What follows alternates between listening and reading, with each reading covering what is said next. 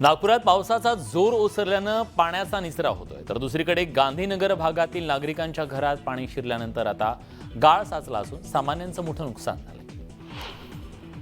मनमाड शहर परिसरात पावसानं हजेरी लावली आहे. पावसानं शहरासह ग्रामीण भागाला झोडपून काढलंय.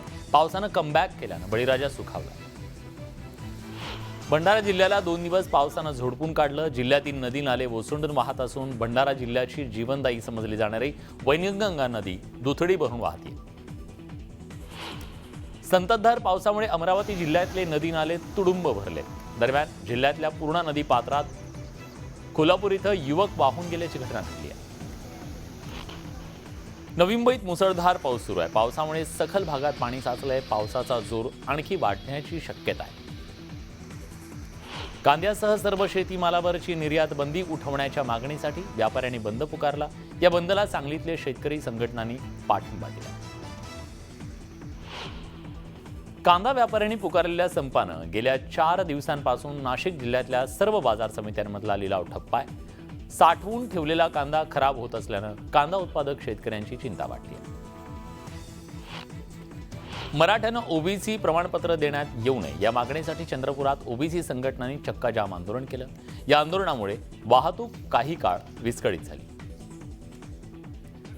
वर्ध्याच्या हिंगणघाट शहरातील रस्ता काँक्रिटीकरणाच्या कामाचा शुभारंभ आमदार समीर कुणावार यांच्या हस्ते करण्यात आला. शहरातील 19 प्रभागातील 300 रस्त्यांचा यामध्ये समावेश असून यावर 50 कोटी रुपये खर्च करण्यात येणार आहे. राहता तालुक्यातल्या लोणी गावात रस्त्याच्या कडेला असलेल्या मातीत स्कूल बस अडकली. चालकानं तात्काळ बस थांबवल्यानं मोठा अनर्थ टळला.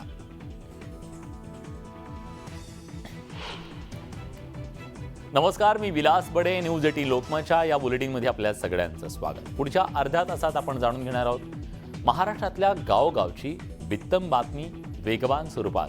पण सुरुवातीला बघूयात महत्त्वाच्या बातम्या. प्रायोजक अमृत नोनी पेन रिलीफ स्प्रे.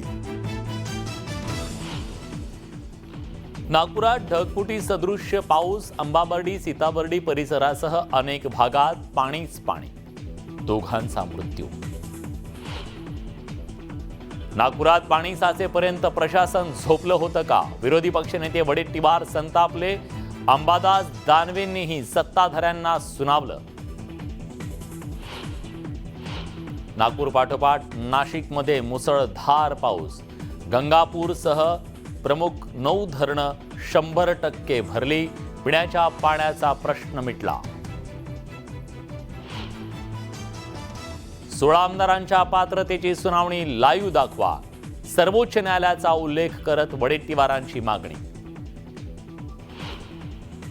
रोखठोक वक्तव्य करणाऱ्या अजित पवारांची गांधीगिरी. डोक्यावर वर पाणी शांतपणे ऐकण्याचं धोरण. कार्यकर्त्यांना दिला सल्ला.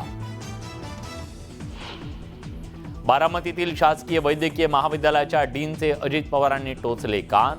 मेमो बायोमेट्रिक हजेरीवरून घेतला समाचार.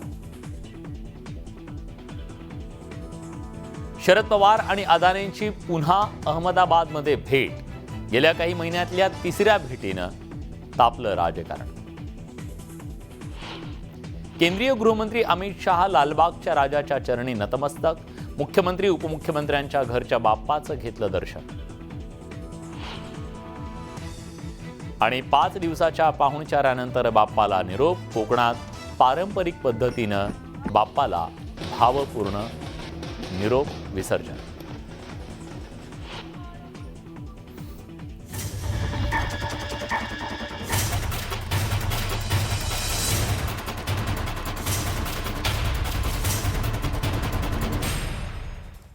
बघूयात बातम्यांचा वेगवान आढावा. मुलुक महाराष्ट्र सुपरफास्ट. शिवसेनेतील अपात्र आमदार प्रकरणाची सुनावणी ऑनलाईन लाईव्ह प्रक्षेपणाद्वारे महाराष्ट्राच्या जनतेसमोर करण्यात यावी अशी मागणी विरोधी पक्षनेते विजय वडेट्टीवारांनी केली आहे. यासंबंधीचं पत्र त्यांनी लिहिलंय. लोकशाही व्यवस्थेवरील लोकांचा विश्वास कायम ठेवण्यासाठी ही सुनावणी लाईव्ह करण्यात यावी अशी मागणी त्यांनी केली. मराठी पक्षांच्या आणि मराठी माणसाच्या विरोधात कटकारस्थान करण्याचं काम भाजप करते असा गंभीर आरोप राष्ट्रवादीच्या खासदार सुप्रिया सुळेंनी केले. आमची लढाई वैयक्तिक नाही. राष्ट्रवादी काँग्रेस पक्ष म्हणजे दादा आणि मी नाही. हा पक्ष असंख्य कार्यकर्त्यांनी उभा केलाय. माझं दादावरचं प्रेम आयुष्यभर कमी होणार नाही. पण ही लढाई आता वैयक्तिक नसून ती पक्षाची आणि विचारधारेची लढाई असल्याचं सुप्रिया सुळे म्हणाल्या. शरद पवारांनी आपले फोटो वापरू नये अशी तंबी दिली असताना सुद्धा एका वार्षिक सर्वसाधारण सभेमध्ये अजित पवार उभे असलेल्या स्टेजवर शरद पवार आणि सुप्रिया सुळेंचे फोटो लावण्यात आले. त्यामुळे पुन्हा एकदा चर्चा न उधाणार. मात्र अजित पवार यांनी याबद्दल कुठलेही स्पष्टीकरण दिले नाही. भाजपचे नेते गोपीचंद पडळकर यांच्या प्रतिमेला सोलापुरात धनगर समाजाकडून दुग्धाभिषेक करण्यात आला. मिटकरींनी पुन्हा पडळकरांवर टीका केल्यास तोंडाला काळं फासणार असल्याचा इशारा धनगर समाजाने दिला. उपमुख्यमंत्री अजित पवार यांनी बारामती इथल्या शासकीय वैद्यकीय महाविद्यालय इथल्या आपत्कालीन कक्षाचं उद्घाटन केलं. यावेळी त्यांनी कॉलेजला पुण्यश्लोक अहिल्यादेवी होळकरांचं नाव देण्यासंदर्भातली सूचना केली. विधानसभा अध्यक्ष राहुल नार्वेकर पक्षपातीपणा करतात असा आरोप विरोधी पक्षनेते अंबादास दानवेंनी केला. नार्वेकर राजकीय दृष्टीनं काम करतात. जनतेला सगळं कळतंय. जनता योग्य वेळी धडा शिकवेल अशी टीका देखील अंबादास दानवेंनी केली. वर्ध्याच्या हिंगणघाट शहरातील रस्ता काँक्रिटीकरणाच्या कामाचा शुभारंभ आमदार समीर कुणावार यांच्या हस्ते करण्यात आला. शहरातील 19 प्रभागातले 300 रस्त्याच्या समावेशात असून 50 कोटी रुपये त्यावर खर्च होणार. अमित ठाकरेंनी न्यूज 18 लोकमतच्या कार्यालयातल्या बाप्पाचं दर्शन घेत बाप्पाची आरती केली. यावेळी त्यांनी बाप्पाच्या चरणी लीन होत मनोभावे प्रार्थना केली. मुळशी तालुक्यात अंबडवे इथं गावातील आदिवासी कातकरी महिलांनी पारंपरिक वेश परिधान करून गणेश विसर्जनाच्या वेळी नृत्याचा ठेका धरला. यावेळी गुलाल विरहित मिरवणूक काढण्यात आली. सांगलीकरांचं श्रद्धास्थान असलेल्या गणपती पंचायतन संस्थांच्या श्रींचं मोठ्या थाटामाटात मिरवणूक काढत विसर्जन करण्यात आलं. पारंपरिक वाद्यांच्या गजरामध्ये निघालेल्या विसर्जन मिरवणुकीनं संपूर्ण सांगलीकरांचं लक्ष वेधून घेतलं. कोकणात गौरीसह गणरायाच्या विसर्जनाची परंपरा आहे. त्यानुसार आजही अगदी भावपूर्ण वातावरणात गणरायाला निरोप दिला जातोय. दापोली, खेड, रत्नागिरी, लांजा, संगमेश्वर आणि गुहागर तालुक्यातल्या घरगुती गणपतींचं पाणवठ्यावर विसर्जन पार पडतं. गणपती आगमनाप्रमाणेच गणपती डोक्यावरून विसर्जनाची परंपरा काय? रत्नागिरी जिल्ह्यातल्या खेडमधील जगबुडी नदीच्या गणेश घाटावर 5 दिवसाच्या बाप्पांना निरोप देण्यात आला. जगबुडी नदीमध्ये मगरींचा वावर असल्यानं वन विभागाची टीम देखील गणेश घाटावर हजर होती. यावेळी पोलीस बंदोबस्त सुद्धा तैनात करण्यात आला होता. भुसावळमध्ये 5 दिवसांच्या गणेश मूर्तींचं विसर्जन केलं जात आहे. तापी नदीमध्ये गणेश मूर्तींचं विसर्जन केलं जाणार आहे. दरम्यान ढोल ताशांच्या गजरात बाप्पाची विसर्जन मिरवणूक काढण्यात आली. तिकडे ऑस्ट्रेलियामध्ये सुद्धा गणेशोत्सवाचा उत्साह पाहायला मिळतो. ॲडलेड इथल्या ऑस्ट्रेलियाच्या राजासमोर लहान मुलांनी आरती केली आणि अथर्व शीर्ष पठण करत गणेशोत्सव साजरा केला. सोलापूरच्या माचनूर गावात मुस्लिम कुटुंबियांकडून गेली 20 वर्ष गौरी गणपतीचा सण साजरा केला जातोय. शेख कुटुंबियांनी गौरीची मनोभावे पूजा करत तिखट गोड नैवेद्य अर्पण केलं. लातुरात देखील गौरी गणपतीचा उत्साह दिसून आला. महिलांनी गौरी समोर पुष्कर मेळा साकारला. बाल किशन बांगड यांच्या कुटुंबानं पाणी व्यवस्थापन आणि राजस्थानातील लोकजीवन दाखवण्याचा प्रयत्न केला. हिंगोलीच्या गोरेगाव इथल्या कैलास कावरके या कला शिक्षकानं आगळ्या वेगळ्या पद्धतीनं गणेशोत्सव साजरा केला. त्यांनी विविध झाडांच्या पानावर वारली चित्रशैलीत गणपतीची चित्र साकारली. पुण्याच्या आंबेगाव तालुक्यात तुकाराम महाराजांच्या वेशभूषेत गणपती बाप्पा विराजमान झाले. अवसरी बुद्रुक इथं सौरभ शिंदे यांनी साकारलेला इको फ्रेंडली देखावा पाहण्यासाठी गणेश भक्तांनी गर्दी केली. कोकणात गौरी विसर्जनापूर्वी भल्या पहाटे गौरी रडवण्याची प्रथा पार पडते. विशिष्ट झाडाच्या काठ्या पाटावर घासल्यानंतर रडण्याचा ध्वनी उमटतो. या कार्यक्रमाला महिलांनी मोठी गर्दी केली होती. गणपती बाप्पाच्या आगमनानंतर राज्यात पुन्हा एकदा पाऊस सक्रिय झालाय. सध्या अनेक जिल्ह्यात मुसळधार पाऊस कोसळतोय. पावसामुळे खरीप हंगामातील पिकांना मोठा दिलासा मिळाला असून बळीराजा सुखावलाय. मुंबई, रायगड, जालना, छत्रपती संभाजीनगरमध्ये येत्या 2 ते 3 दिवसात मुसळधार पावसाची शक्यता पुणे वेधशाळेनं वर्तवली आहे. छत्रपती संभाजीनगरमध्ये वादळी वाऱ्यासह जोरदार पाऊस झाला. वादळी वाऱ्यामुळे रेल्वे स्टेशन रोडवर झाड कोसळल्यानं वाहतूक खोळंबली आहे. विदर्भात पावसाचा जोर वाढला असून बुलढाणा जिल्ह्यात पुन्हा एकदा पावसानं जोरदार हजेरी लावली आहे. खामगाव आणि नांदुरा तालुक्याला पावसानं झोडपून काढलंय. बीड जिल्ह्यात जोरदार पाऊस बरसतोय. सलग 3ऱ्या दिवशी पावसाचं आगमन झाल्यानं शेतकऱ्यांनी समाधान व्यक्त केलंय. पावसामुळे आता पिकांना नवसंजीवनी मिळाली. जालना जिल्ह्यातल्या अंबड आणि परतूर तालुक्यात मुसळधार पावसानं हजेरी लावली आहे. जिल्ह्यातील जालना, जाफराबाद, भोकरदन आणि बदनापूरमध्ये पावसाच्या सरी कोसळल्या. त्यामुळे शेतकऱ्यांनी समाधान व्यक्त केले. नागपुरात जोरदार पाऊस झाल्यानं पूर परिस्थिती निर्माण झाली. आता पावसाचा जोर ओसरल्यानं पाण्याचा निचरा होतोय. तर दुसरीकडे गांधीनगर भागातल्या नागरिकांच्या घरात पाणी शिरल्यानं घरामध्ये गाळ साचलाय. सामानाचं प्रचंड नुकसान झालं. मनमाड शहर परिसरात पावसानं जोरदार हजेरी लावली. पावसानं शहरासह ग्रामीण भागाला झोडपून काढलं. पावसानं कमबॅक केल्यानं बळीराजा सुखावलाय. उकाड्यानं हैराण झालेल्या नागरिकांना दिलासा मिळाला. भंडारा जिल्ह्याला सतत पावसानं 2 दिवस झोडपून काढलं. जिल्ह्यातील नदी नाले ओसंडून वाहत असून भंडारा जिल्ह्याची जीवनदायी समजली जाणारी वैनगंगा नदी दुथडी भरून वाहते आहे. तर पावसाचा जोर कमी झाला नाही तर यंदा दुसऱ्यांदा जिल्ह्यात पूर परिस्थिती निर्माण होण्याची शक्यता वर्तवली जाते. नवी मुंबईत सुद्धा मुसळधार पाऊस कोसळतोय. पावसामुळे सखल भागात पाणी साचलं. पावसाचा जोर वाढण्याची शक्यता हवामान विभागानं वर्तवली आहे.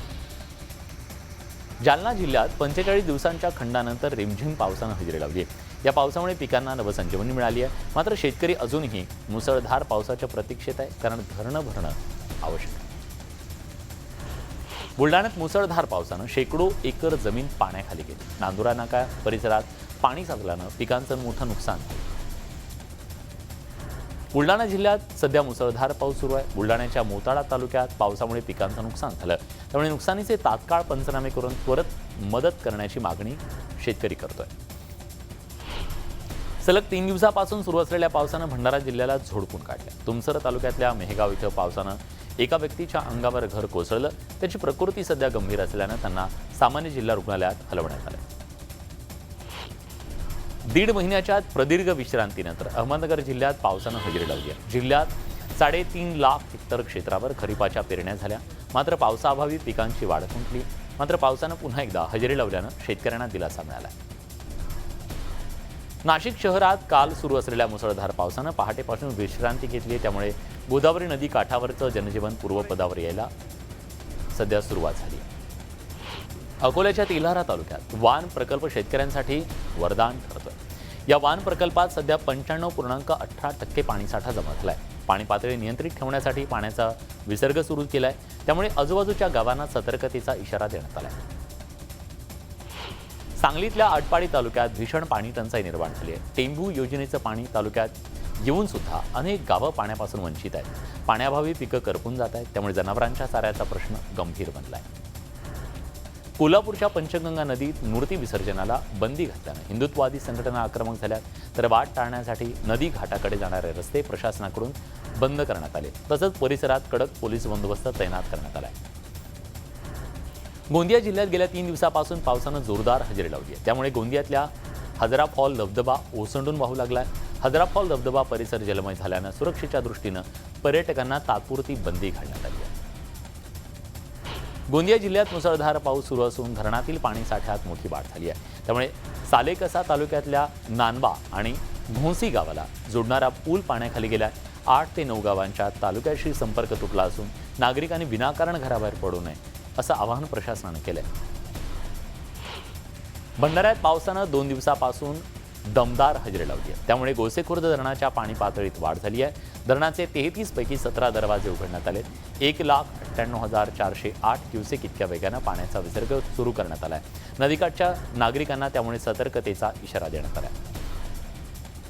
वर्ध्याच्या ग्रामीण भागात गेल्या 48 तासापासून पावसाची रिपरिप सुरू आहे. आर्वीतील धनोडी इथल्या लोअर वर्धा धरणाच्या 11 दरवाजातून पाण्याचा विसर्ग करण्यात येतोय. त्यामुळे नदी काठावरील गावांना सतर्कतेचा इशारा देण्यात आला. सांगलीतल्या जत तालुक्यात दुष्काळी उपाययोजना अंतर्गत 1900 वनराई बंधारे बांधण्याचा उपक्रम हाती घेण्यात आलाय. पाऊस पडल्यावर ओढे नाल्यांमधून वाहून जाणारं पाणी जमिनीत मुरवण्यासाठी वनराई बंधारे बांधण्याचा उपक्रम सुरू करण्यात आला. लोकसहभागातून बंधाऱ्यांचं काम केलं जात आहे. नागपुरातील अंबाझरी तलाव ओसंडून वाहू लागला. या तलाव परिसरात राहणाऱ्या अनेक नागरिकांच्या घरात पाणी शिरलं. एनडीआरएफच्या पथकाकडून पाण्याच्या लोंढ्यामध्ये अडकलेल्या 6 जणांची सुखरूप सुटका करण्यात आली आहे. तर इतरही नागरिकांना बाहेर काढण्याचं काम बचाव पथकाकडून सुरू आहे.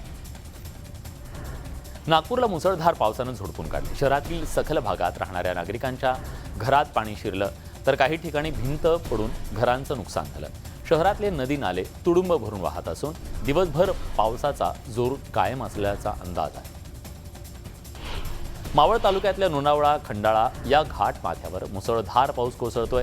अनेक दिवसानंतर पावसानं पुनरागमन केल्यानं वीकेंडला येणारे पर्यटक सुखावले, तर मुसळधार पावसात वाहन चालवताना मोठी कसरत करावी लागते. लोणावळ्यातल्या लायन्स टायगर पॉइंट इथं धुक्याची चादर पसरली आहे. लायन्स आणि टायगर पॉइंटवरील खोल दरी, हिरवीगार झाडी, पर्वत रांगांमधून वाहणारे पांढरे शुभ्र धबधबे असं डोळ्याचं पारणं फेडणारं हे दृश्य कॅमेऱ्यात कैद झालं. नाशिक जिल्ह्यात रात्रीपासून मुसळधार पावसानं हजेरी लावली, त्यामुळे धरणांच्या पाणी पातळीत मोठी वाढ झाली आहे. गंगापूर धरणातून रात्री सुरू असलेल्या विसर्गानं गोदावरी नदीची पाणी पातळी वाढली आहे. गोदा घाट परिसराला पाण्यानं वेढलंय. बीड जिल्ह्यात अतिवृष्टी आणि कोरडा दुष्काळ या परिस्थितीला कंटाळून शेतकऱ्यांनी पशुसंवर्धन व्यवसाय सुरू केला. त्यामुळे जिल्ह्यात दूध उत्पादन 5 लाखांनी वाढलं. 8 वर्षाच्या तुलनेत पहिल्यांदा दूध संकलन इतकं वाढलं की शेतीला पूरक व्यवसाय म्हणून शेतकरी दुग्ध व्यवसायाकडे वळलाय. सोलापूर जिल्ह्यात एकीकडे दुष्काळजन्य परिस्थिती निर्माण झाली, तर दुसरीकडे टोमॅटोच्या दरात घसरण झाल्यानं शेतकरी हवालदिल झालाय.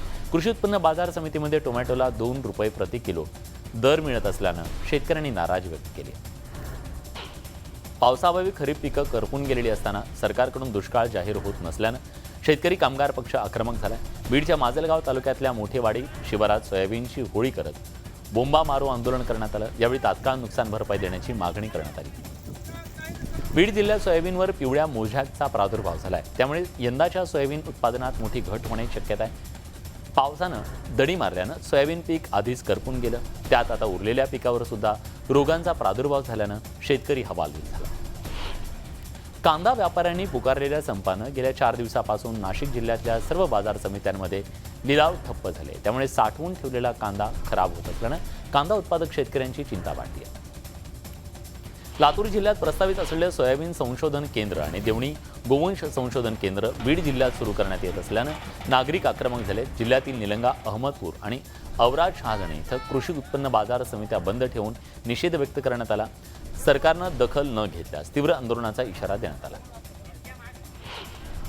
धाराशिव तुळजा भवानी देवीची मंचकी निद्रा 7 ऑक्टोबर ते 14 ऑक्टोबर आणि 24 ऑक्टोबर ते 28 ऑक्टोबर या कालावधीत असणार आहे.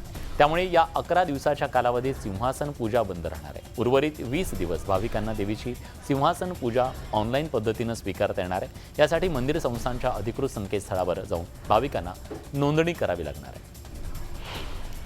राहता तालुक्यातल्या लोणी गावात रस्त्याच्या कडेला असलेल्या मातीत स्कूल बस अडकली. चालकांना तात्काळ बस थांबवल्यानं मोठा अनर्थ टळला. सुदैवानं यात विद्यार्थ्यांना कोणत्याही प्रकारची इजा पोहोचली नाही. जळगावातील कानळदा या गावात स्मशानभूमीकडे जाण्यासाठी चांगला रस्ता नसल्यानं ग्रामस्थांना चक्क गुडघावर चिखलातून अंत्ययात्रा काढण्याची वेळ आली. अनेकदा आंदोलन करून सुद्धा ग्रामपंचायत दुर्लक्ष करत असल्यानं ग्रामस्थांनी संताप व्यक्त केला. धुळे बस स्थानकाची खड्ड्यांमुळे मोठी दुरावस्था झाली आहे. बस स्थानकात मोठमोठे खड्डे पडून डबकं साचलेलं असल्यानं ऐन गणेशोत्सवात प्रवाशांना गैरसोयीचा सामना करावा लागतो. एसटी महामंडळानं तात्काळ खड्डे बुजवून गैरसोय दूर करावी अशी मागणी प्रवाशांकडून केली जाते. मुख्यमंत्र्यांच्या हस्ते उपोषण सोडल्यानंतर जरांगे पाटील यांनी राज्य सरकारला 40 दिवसांची मुदत दिली. या 40 दिवसात सरकारला पुन्हा एकदा इशारा देण्यासाठी 14 ऑक्टोबर रोजी आंतरवाली सराटी येथे मराठा समाजाच्या वतीनं कार्यक्रमाचं आयोजन करण्यात आलं असून मनोज जरांगे पाटील यावेळी मराठा समाज बांधवांना संबोधित करणार आहेत. मराठा आरक्षणाच्या मागणीसाठी बीडच्या वडवणी तालुक्यातल्या खळवट आणि लिमगावमध्ये साखळी उपोषण सुरू आहे. राजकीय नेत्यांना गावबंदी करत साखळी उपोषण सुरू ठेवण्याचा इशारा गावकऱ्यांनी दिला. मराठ्यांना ओबीसी प्रमाणपत्र देण्यात येऊ नये या मागणीसाठी चंद्रपुरात ओबीसी संघटनांनी चक्काजाम आंदोलन केलं. या आंदोलनामुळे वाहतूक काही काळ विस्कळीत झाली. जोपर्यंत ओबीसी समाजाच्या मागण्या मान्य होत नाही तोपर्यंत आंदोलन सुरू ठेवण्याचा इशारा आंदोलकांनी दिला.